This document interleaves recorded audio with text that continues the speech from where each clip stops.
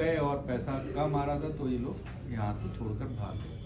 उसके बाद केसेस दर्ज हुए हमारे सीकर ज़िले में 29 एफआईआर इस संबंध में अलग अलग थानों में जब दर्ज हुई हैं।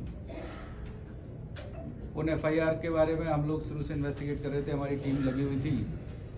फिर पुलिस हेडक्वार्टर और आईजी रेंज के निर्देश पर ये था कि भाई इसमें चूँकि एक ही तरह के मुकदमे हैं तो इन सब में एक एसआईटी गठित की जाए। तो रामचंद्र मूड हमारे एडिशनल एसपी हैं सिटी हेडक्वार्टर, उनके नेतृत्व में हमने एक टीम का गठन किया था।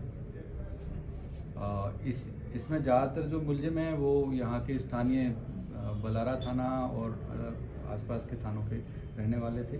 उनके बारे में हमारी टीम ने जो गैदर की इंटेलिजेंस और फिर एक टीम हमने यहाँ से बनाकर कुछ इंटेलिजेंस इनपुट मिला तो आंध्र प्रदेश भेजी थी।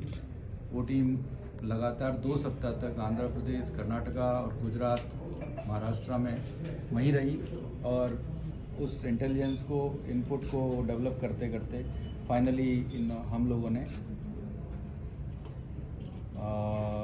गुजरात और महाराष्ट्र के बॉर्डर पर इन लोगों को पकड़ा है, जिसमें 4 लोग हैं। ये इनमें पहला है रणवीर बिजारनिया, दूसरा सुभाष बिजारनिया, एक उपेंद्र और अमरचंद ढाका। ये 4 लोग हैं जो शुरुआत से इस कंपनी के साथ जब से स्टार्ट हुई है कंपनी तब से जुड़े हुए हैं। 2 एक्स फौजी हैं इसमें, बाकी 2 अपना बिजनेस करते थे। इन लोगों के पास से एक हुंडई बरना गाड़ी हमें वहाँ से बरामद हुई है। 10 लाख करीब 10 लाख रुपए, 9,80,000 रुपये बरामद हुए हैं। कुछ सिम 11 करीब मोबाइल बरामद हुए हैं। इसके अलावा कई कंपनियों के, कई बैंकों के एटीएम कार्ड और डेबिट कार्ड हमें बरामद हुए हैं। उस आधार पे हम इनसे अब पूछताछ कर रहे हैं। टीम आज ही आई है, आज ही हम लोगों ने इनको अरेस्ट किया है।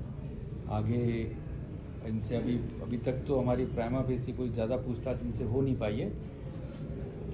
जो हो ये वो यही है कि ये पिछले 4 साल से इस धंधे में आगे थे और इनको उम्मीद थी कि हम काफ़ी कुछ पैसा बनाएंगे और लोगों को भी देंगे, लेकिन ऐसा कर नहीं पाए। उसके बाद जैसे ही दबाव बढ़ने लगा तो भाग गए यहाँ से। चारों को एक ही जगह से पकड़ा था? जी, एक साथ एक ही गाड़ी से। इनमें फौजी कौन से हैं? फौजी हैं रणवीर और सुभाष। टोटल कितने करोड़ का जो मामला है पूरा सामने? अभी चूँकि सारे केसेस हमारे यहाँ दर्ज नहीं है और अभी सब लोग आ भी नहीं पाए हैं। जितने भी विक्टिम हैं वो लोग अभी तक हमसे जितने लोगों का तो हज़ारों करोड़ से ऊपर का मामला है, इसमें कोई वो नहीं है। इन्होंने धोलेरा सिटी में, इनका कहना है खुद का, अभी जो पूछताछ हुई है 400 करोड़ के आसपास की, जो उनके पास कहते हैं कि हमने ज़मीन है, लेकिन अब वो हम वेरीफाई करेंगे, अभी उसका कोई वेरिफिकेशन हुआ नहीं है। अब चूँकि पकड़ में आए तो हम इन सब चीज़ों को बैंक्स की डिटेल्स के साथ और धोलेरा सिटी में जो ज़मीनें इन्होंने खरीदी हैं या कहीं और इन्वेस्टमेंट किया है उसके बारे में इनसे इन्वेस्टिगेशन अब करेंगे। सर, अलग अलग बैंक खातों में इनके कुछ डिटेल मिल पाए स्टेटमेंट बैंक से? नहीं, अभी तो चूँकि पहले जो हमने लिए थे तो बहुत सारे बैंक अकाउंट तो हमें पता ही नहीं थे इनके, तो जितने लोगों ने हमें बताए जिनके थ्रू उनके पैसा आ रहा था उनका डिटेल हमने लिया था, पर उनमें तो बहुत कुछ ज़्यादा था नहीं। वो हमने सीज़ करा दिए। करीब 35 अकाउंट्स हम लोगों ने इनके पूर्व में पता चले थे, वो हमने ऑलरेडी सीज़ करा रखे हैं। इन 11 इसके साथ अन्य और जो मुलजिम हैं इसमें, उन लोगों के खिलाफ भी हमने LOC जारी करा रखी है, जिससे कि कहीं देश छोड़कर बाहर ना जा सके। जल्दी हम लोग और इसमें जो इन्वॉल्व लोग हैं उनको पकड़ने का प्रयास कर रहे हैं। दस्तावेज भी बरामद हुए हैं? बहुत ज़्यादा दस्तावेज तो नहीं है, कुछ डायरियाँ हैं जो अभी तक हम लोग देख नहीं पाए, उनका भी हम अलग से अभी इन्वेस्टिगेशन करेंगे उसके ऊपर, तो फिर कुछ बता पाएंगे।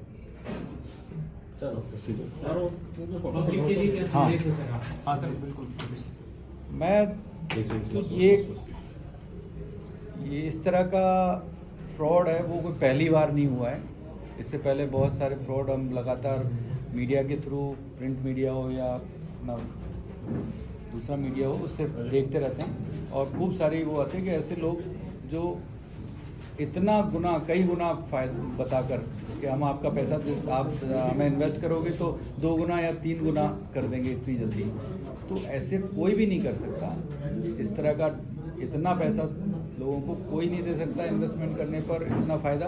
तो मेरा तो यही है कि इस तरह के लोगों के सब्ज़वाग दिखाने में ना आएँ, और अगर करें तो लोग आपस में देखकर और उनकी बारे में पूरी जांच पड़ताल करके ही कहीं इन्वेस्टमेंट करें। सर पुलिस का सहयोग कैसे कर सकती है जनता जो पीड़ित है? नहीं, पीड़ित तो जितने पीड़ित हैं वो आए, हम लोग उनको एंटरटेन कर ही रहे हैं। उनका जितनी भी एप्लीकेशन से हम ले रहे हैं, मुकदमे दर्ज हैं, उनमें इन्वेस्टिगेशन हम कर रहे हैं। तो मेरा तो यही रिक्वेस्ट है कि जितने लोग हैं वो आकर हमें अपनी सर शहर में बाकी कंपनियां भी कुछ ऐसी है जो इन्वेस्ट के नाम से लोगों से पैसे ले रही है, उसके बारे में आप क्या कहेंगे? मैं यही कहूँगा कि अगर इस तरह की कोई कंपनियां हैं जो कर रही हैं, वो उनसे जो लोग हैं और जिनके बारे में उनको जानकारी है वो आके हमें बताएं, हम कार्रवाई करेंगे उसमें।